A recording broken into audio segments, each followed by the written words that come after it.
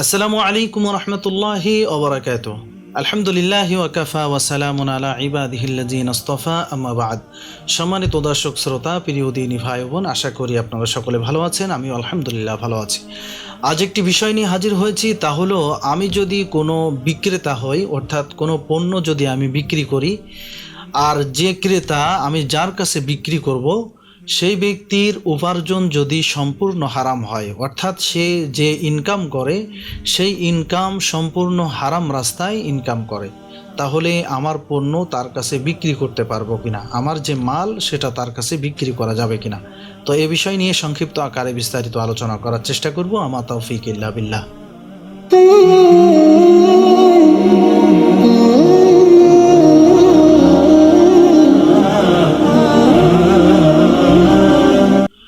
তো যার সম্পূর্ণ উপার্জন হারাম এবং তার কাছে যদি পণ্য বিক্রি করা হয়, কোনো প্রোডাক্ট বিক্রি করা হয়, তাহলে সে তার হারাম উপার্জন থেকে মূল্য পরিশোধ করবে বলে জানা যায়।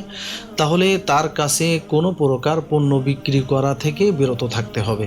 তবে হ্যাঁ, ক্রেতা যদি আপনাকে অবহিত করে যে আমি আপনার এই পণ্যের মূল্য হালাল মাল থেকে পরিশোধ করব বা পরিশোধ করেছি, এরকম কোনো নিশ্চয়তা যদি আপনাকে দেয়, তাহলে তার কাছে পণ্য বিক্রি করতে কোনো অসুবিধা নেই।